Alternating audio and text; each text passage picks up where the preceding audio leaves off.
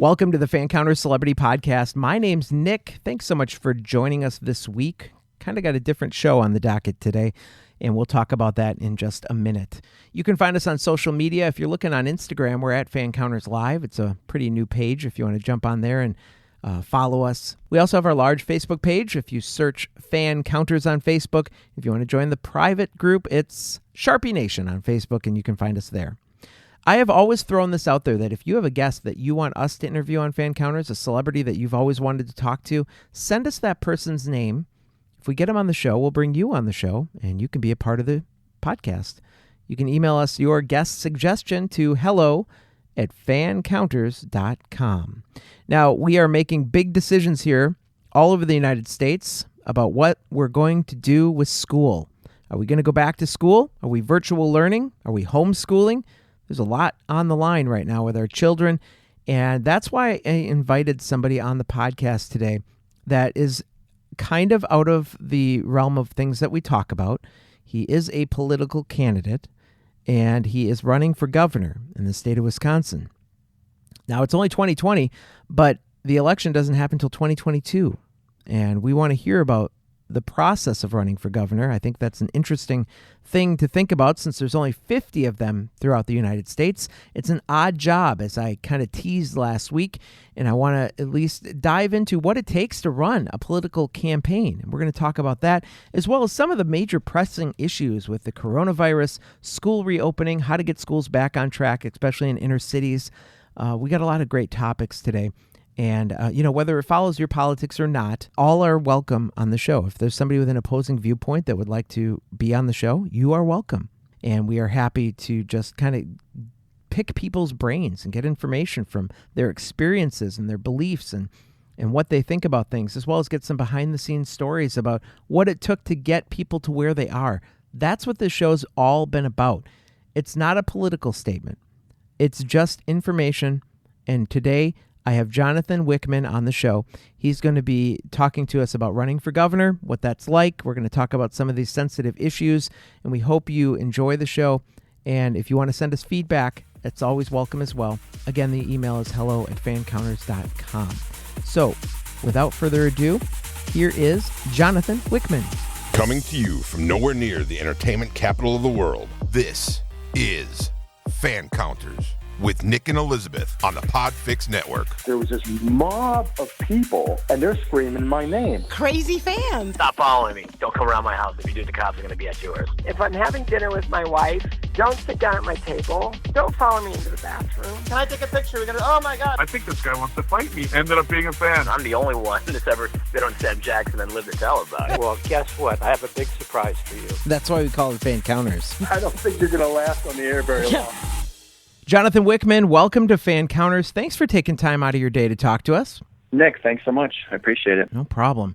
Now, this show has steered away from politics. In fact, we're mostly a celebrity podcast, as you know, but I'm going to break format today, and I invited you on this podcast because, in the words of my neighbor's yard sign, we have the worst Governor Evers here, and you are his hopeful 2022 opposing candidate, and you have a business degree from Ottawa University, and I read that you're a small business owner, so can you tell us a little bit about that experience? Yeah, absolutely. So I went to Ottawa University, double major in business and IT, Management Information Systems, with a minor in marketing. And I started my own business about 7 years ago. It's a digital marketing agency, JMW Innovation, and a lot of it has to do with driving leads and sales, to companies, whether B2B or B2C. But I've been in digital marketing for the last 12, 13 years. Started my career actually as a programmer, a developer, and a database guy. And then as Google began to grow, I saw it as an opportunity for a marketing sales tool and began to utilize that to help companies of all sizes grow their business. Well, I like that you not only have your own company, but you are familiar with growing other companies. I think that's important as a governor, is to bring more business into the state and keep the ones here that are here. So how many team members were on your business? Well, in my corporate experience as a manager, I would manage teams, smaller teams, about 5 to 10. But in my own company, so my company is more of a lifestyle brand. I really enjoy my free time and being able to read and do things, right? Mm-hmm. And so I try not to get locked down into that 9 to 5 work week. So I built a nice lifestyle brand company. A lot of the people who are part of my team are guys that I've worked with, and women, in the past and other, projects throughout the years. So I trust them 100%, and they're really good at their skill set. So I have about 4 to 5 trusted people or partners that, we all collaborate on projects and work together. So that's how I run my operation. Excellent. Now, one of the teasers I used last week to talk about this week's show was to tell my audience that you were trying to get an unusual job. An unusual in the fact that there's only 50 of them in the United States. So how does somebody like you make a decision to run for governor? And then what is that process to officially start the campaign that you've already got underway? Yeah, that's a great way to introduce and tease it for sure. So the decision to run, well, backstory, I've been following politics and the direction of our country probably for 12 years. I've had the rare privilege of making some great connections with people in many different industries, as well as Wall Street. So I am an economics finance guy. I do my own trading and investing, and I really had a fascination with Wall Street ever since I was 16 years old. And the best piece of advice that I ever got was follow the money, because the money will lead you to the truth, right? So I kind of avoid all the noise. And as we were going into, this new year, but prior, in September of 2019, there was some big things that happened within what's called the repo market or the banking system that was actually underreported on mainstream media. It was just kind of glossed over as no big deal. But with me and my background and my contacts, the warning bells were going off through the roof. It was like a earthquake off the Richter scale, comparable to what was happening prior to the 2008 financial crash. And so through my experience, again, watching different things, I knew that something big was about to happen from the economic standpoint here in this country. And I was telling my inner circle, I said, there's probably going to be an event that is going to cover for this, because they tend to not like to take the blame. But you got to remember that the central bankers and financial institutions are the ones that create these problems through their modern monetary theory. It is a theory, it's not fact. And then, of course, mismanagement of our finances through government. And sure enough, we started hearing of this Wuhan flu coronavirus coming out of China, and it made its way all around the globe and eventually came here. And then, as you know, we went into those lovely lockdowns for a few months there. And, within the first 2 to 3 weeks of that lockdown, I already, sensed like, oh boy, this is not going to be good for jobs, companies, especially small businesses. And in certain industries like the travel trade show industry. And I was just screaming from the rooftops, hey guys, I had sources inside of the medical industry as well. And so I was getting the hard numbers of what was really happening with this virus. And the threat level was nowhere near what the media, was blowing it out of proportion to be. And I said, we got to get the economy back open. We got to get back to work, guys. It's not good.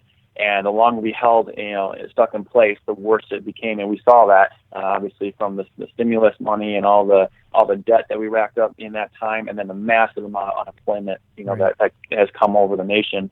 And the people don't realize it's kind of like the Titanic ship. You can't just, like a speedboat, you can't turn that ship on a dime, right? So once you create that direction or head that ship in that direction, it's going to take some while to adjust course. So this damage that's been done from the lockdown is not over for the country or the state of Wisconsin. It is just beginning. And then when I saw what Tony Evers was doing in his terrible decisions and lack of leadership, I realized, and again, I was looking at the GOP and who was queued up potentially, and they just didn't cut it. They just did not have the leadership and the skill set, right, to know what to do under the circumstances that were happening in the present moment, and then also what's going to be coming down the road here in the next 2 years. So that's why I decided to jump into action. And I formed a team around me, good people, again, I've worked with throughout the years, very smart people. And I said, hey, I'm going to run for governor. Will you support me and help me do this? And they said yes. So to answer your question, the process, it's just a lot of paperwork. You got to form a committee. It's like starting another business. But it's not really too hard. Politicians like to make it seem like their job is extremely hard and only certain people can do it. And that's not the case at all. Now, hindsight's 2020, and you talked about Governor Evers and how he sort of failed the state. He got an F grade for his handling of the reopening of Wisconsin after the closure due to the coronavirus. So looking back, looking at what he did and your thoughts, what would you have done differently to put us in a better situation months later right now? Yeah, no, absolutely. And actually, like you said, hindsight's 2020, but actually presently, and I was the only one that I know of, and I looked around in the GOP party that was actively giving guidance and instruction on what to do as we were in it. So this is not me speaking from, history and just, kind of quarterbacking from that. I was in it, making calls. And like I said, the numbers, I'm a data guy, so the numbers weren't adding up to me from the threat level. And I'm a big believer in taking care of your own health and your immune system. Your immune system is a very powerful thing. And actually, unfortunately, Western medicine does not do a good enough job teaching people about this and understanding the power of it, right? We're always looking to outside, magic pills, vaccines for everything, right? And I don't subscribe to that theory. And I've done just fine. I've healed myself from many different ailments, if you will, asthma naturally. And you have to understand how the body works. So there's lack of education in understanding that, our immune system is powerful, right? And yes, there are a certain category of people that were at a higher risk, but they've always been at risk of potentially catching something that could turn deadly, okay? We're never going to get away from that. Right. And like I said, the risk to being alive is dying. We're all going to die of something. Just had to accept that. But does that mean that the government gets to overreach into our personal liberties, create mandates on us, force us to do things, take our freedoms away? Does it give them the right to do that? No, absolutely not. Not in this country, not in America, though it was set up and founded, right, by our founding fathers. Mm-hmm. So the illusion of security, that's always how it goes, and they take away your liberties in exchange for that. But it never works out, so. And people are falling for it, unfortunately. They believe that, these masks are giving them protection, which we've already been over a million times that it doesn't. From day one, since the lockdown, I've been out and about, touching surfaces, having people, next to me, near me, and I didn't get anything, not even a sniffles, So a boost of vitamin C, zinc, and all these other good things that the immune system uses to defend itself. And again, people don't realize viruses are already in our body, all right? I don't want to get into the whole science behind that, but we already have tons of viruses working in our body. We can't be afraid of it. So I would never shut down the economy. Again, coming back to your question, people who know me, I try to give as much context as possible so they understand where I'm coming from, when I speak on something. Mm-hmm. But no, we should never shut down. We should let the individual make their own decision on how they want to manage their health. And so by doing this, Tony Evers has created a real mess for the state of Wisconsin. And it's something that, won't be corrected immediately. We can do it. We can get back to normal quickly if we're under the right leadership and making the right policy decisions. But so far, he's shown that he doesn't want to do that. Well, the biggest thing that we are talking about right now, in my world especially, is schools reopening. Last night, I was on a call with our school principal talking about what the plan was going back 5 days a week, in-person instruction, and what that's going to look like. Do you think that we should be opening schools for in-person instruction at this point 5 days a week? I don't see an issue.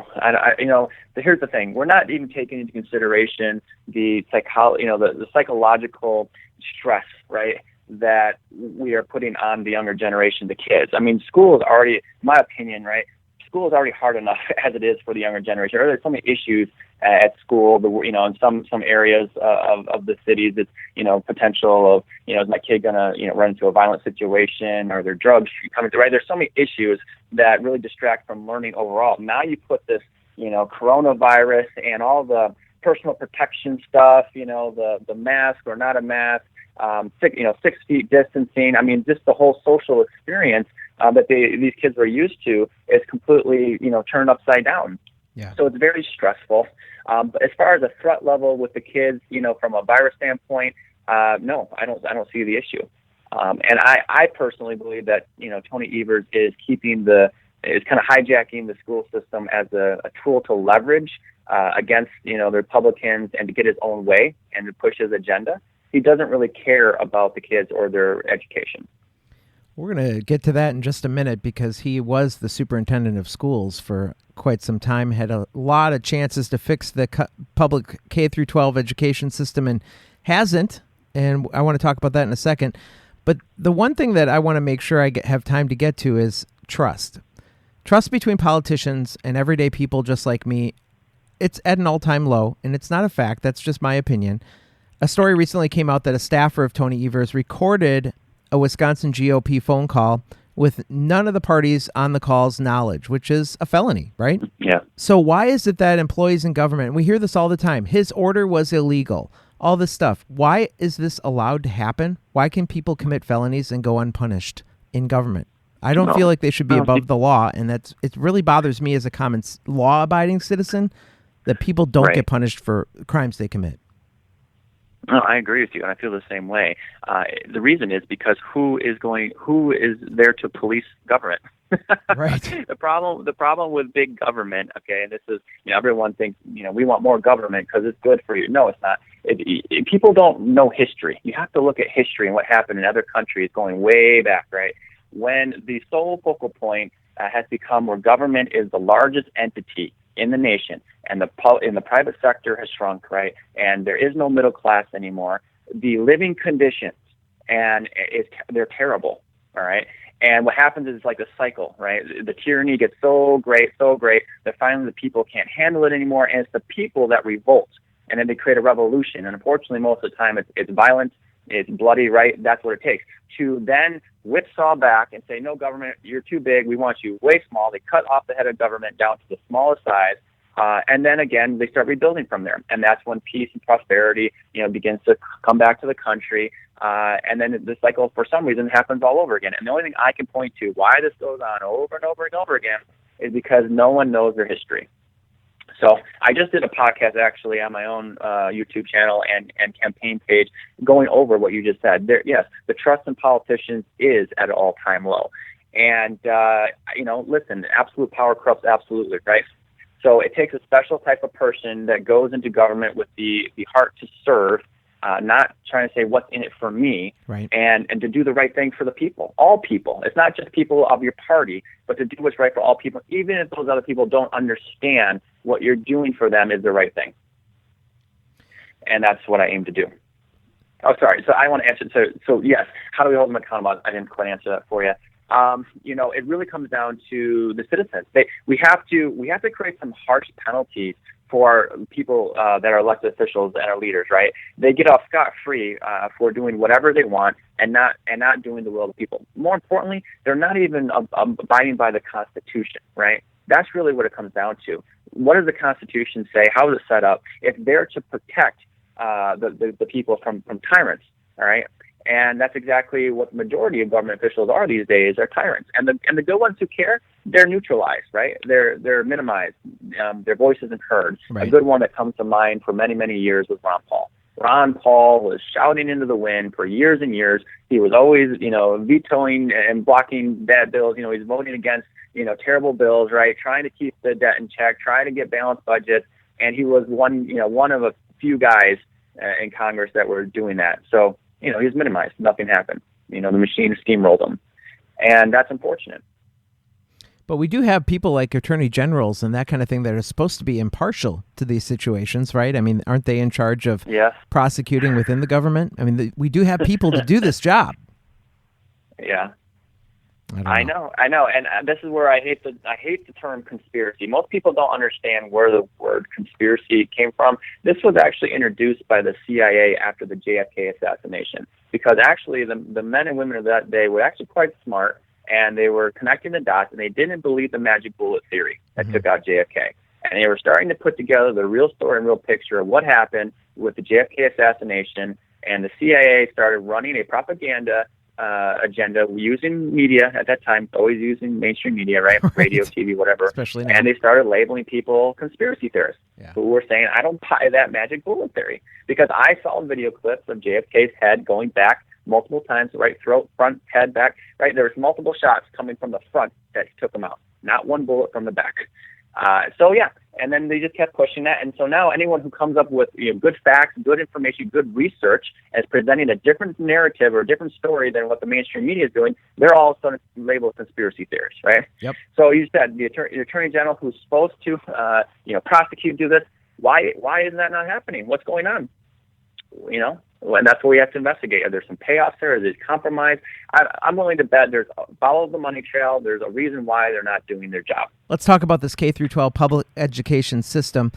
Governor Evers has years of education experience, and, you thought he would have solved this problem the first time. And the problem I'm talking about is inner city kids who just keep falling more and more behind, especially now that the schools are closed with the coronavirus. The fact that inner city kids didn't have the same access to the education, the online virtual learning, because maybe they don't have the tools at home, the internet to do this. I think, in my opinion, they fell behind even worse than their suburban same-age classmates. And we hear all the time about how, when we had the huge Wisconsin surplus, they wanted to throw it at the schools. And it's like we just throw money without really thinking about what we're spending it on, and it's not actually helping. But then they say, oh, well, we fixed the problem. We put money at it, it's going to solve itself. But it doesn't solve itself. What do you see going on with the education system, and how do we bring these inner city kids to at least score near their suburban classmates? Yeah, this is a loaded question, and I can answer it for you. The problem with the public school education system, we've had this for a long, long time. My dad worked for MPS, and he identified these same problems, 25 years ago. That's why he made the decision to keep me out of it and to homeschooling, right? Yes, I feel very, very bad for the inner city kids. Actually, most people don't realize that I taught computer science for a little over a year at a Title I school, Early View Academy. So I have direct experience working with, what we would say underprivileged students, right? Mm-hmm.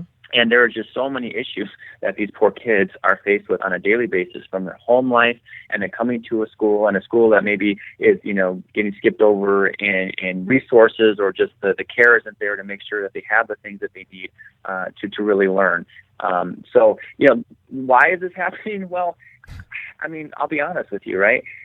These kids are the next generation of voters. Right, and if you can keep your next voter generation in the dark, and not seeing the truth, right, they're going to always be looking to government to fix their problems, to give them the handout, right?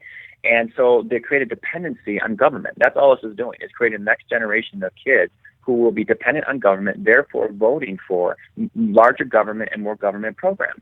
And yes, we can throw all the money in the world at this broken system, but it won't fix it. My opinion is we actually need to rebuild the education system from the ground up, and it's going to look drastically different than what we have right now. That's the only way to truly solve it. So while you say Governor Evers has a lot of experience in the education system, or educating, right, you have to ask, what is he actually educating people in, right? What type of education? I mean, there's indoctrination, right, and then there's education of the truth. All right. Tony Evers was never really teaching the truth to these kids. And so, again, he doesn't care about them. I understand there's fundamentals when it comes down to reading, writing, arithmetic, right? But we have to teach these kids how to be critical thinkers. That's the key thing that's missing. How do they problem solve on their own? How do they not just sit there and get spoon-fed from an instructor or teacher, right, who we can't always guarantee, isn't a socialist? There's a lot of teachers that have been brought up that are trained in the idea of socialism. It's not their fault. It's what they were taught. And they think that this works. It doesn't work. So they just keep passing on bad information to the next generation, and so the cycle continues. I'm here to break the cycle. I spoke with many great educators, people that really love this country and understand the truth, and they have really great ideas. But what we need to tackle this problem is on an individual basis. Again, we can't lump every kid into the same program and force them down the same educational path. Not all kids are meant to go to college. Some want to work with their hands and do trades, right? And that's great. We need that. And so we need to have opportunities for those kids to do that as well.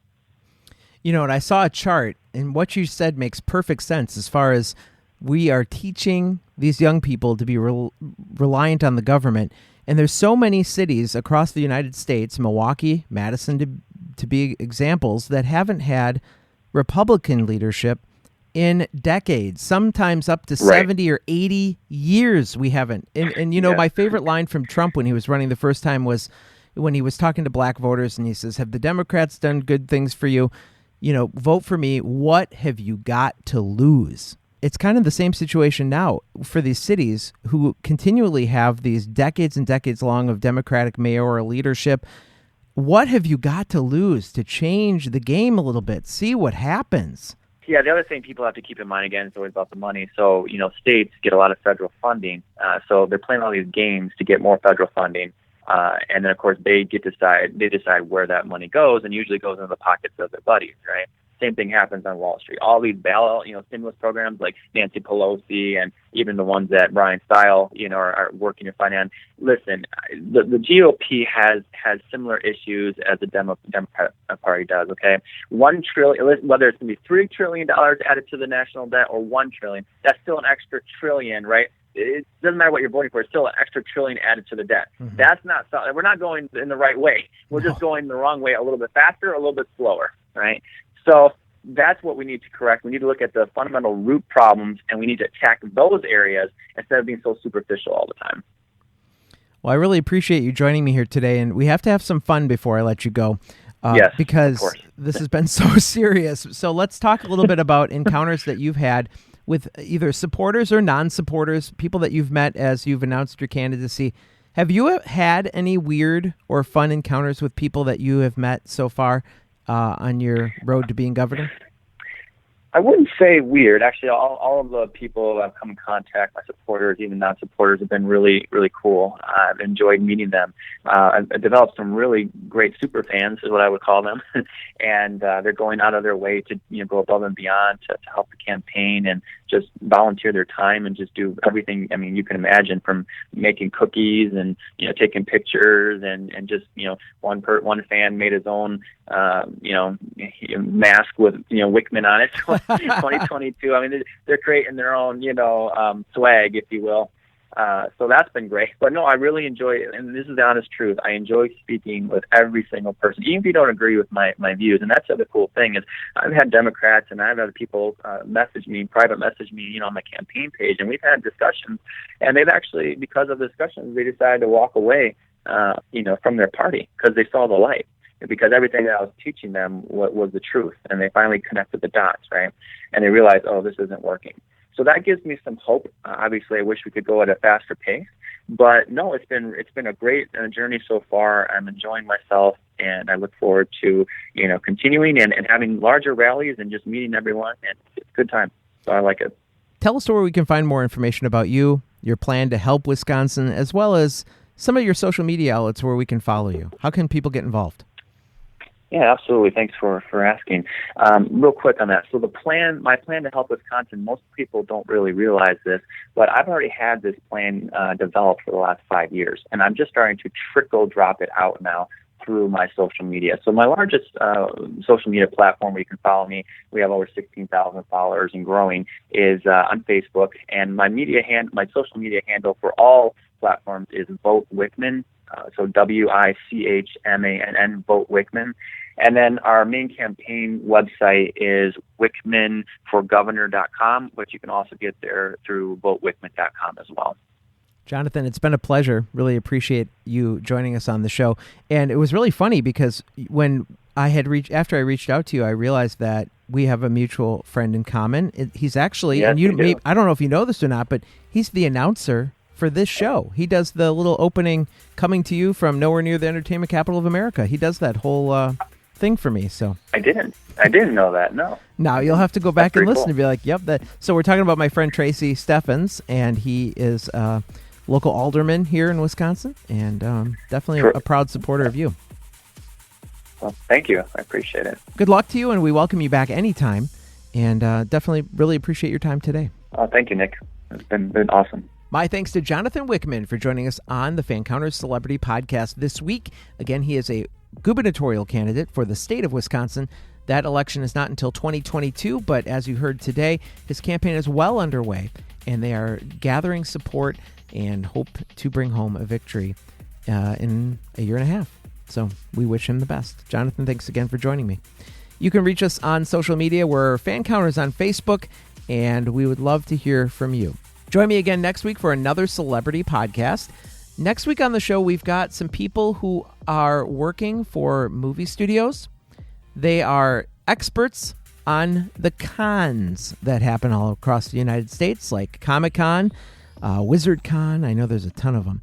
And we're going to talk about cons next week. Since we didn't get a chance to go to Comic-Con this year, it was going to be my first time. I was really disappointed.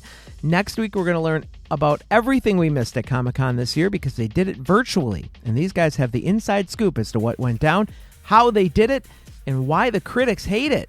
We're going to talk about Comic-Con next week with some experts in the field on the Fancounters Celebrity Podcast. So we hope you come back next Friday. Have a good weekend. We'll talk to you soon. Bye-bye.